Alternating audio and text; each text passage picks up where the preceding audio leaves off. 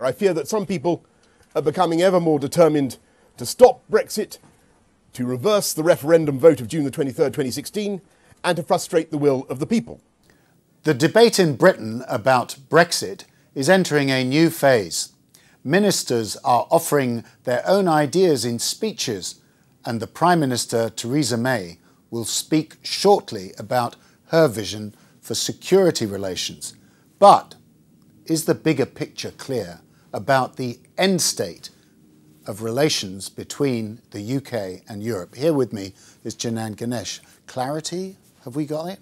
Not that much more clarity after Boris Johnson's speech. He's clear that he wants Britain to play no part in the single market or the customs union. He seems to be saying he doesn't even really want us to align regulations with the European Union. And that seems to be probably the furthest form of exit of all the options on the menu. And it clashed with the general thrust of his speech, which is that leavers should compromise with remainers. It was a closely fought referendum, 52 to 48, but the substance of the speech was fairly declarative in one direction.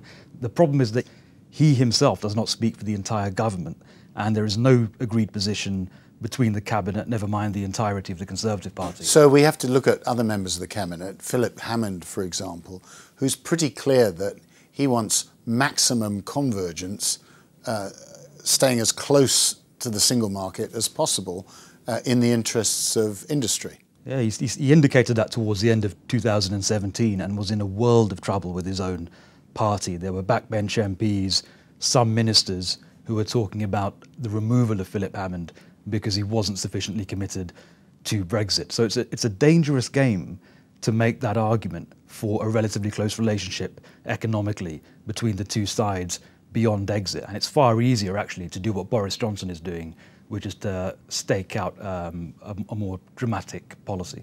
Yeah, it's interesting. I was talking to a cabinet minister this week who was saying that the cabinet hasn't actually come to any sense of agreement on the trade-offs between, for example, maximum access to the single market versus maximum control over immigration. Well, that's freedom of movement. Well, I think this is the unfortunate irony of the Johnson speech, which is that it was an appeal to national unity at a time when there isn't cabinet unity, and there are only 20-some of those politicians. There is huge disagreement within the cabinet. You could call it the right to diverge between those who want a very close economic relationship, Philip Hammond being one of them, and those who want a much more dramatic form of exit, which allows Britain to exploit the economic opportunities, especially in terms of regulation, of leaving the European Union. And that's Boris Johnson. But there are backbench MPs who are even stronger on that than Boris Johnson. So, simple question, how much was this a putative leadership speech versus a sincere speech about what's best for Britain in Europe, bearing in mind treaty obligations, legal obstacles, etc.? Well, the telling thing is that Boris Johnson was asked in the Q&As whether he would resign from the cabinet this year by way of making a political statement about the direction of Brexit, and he refused to rule it out. So I think there was an element of a leadership positioning gambit to the whole speech. Thank you, Janan. Very good to speak with you again.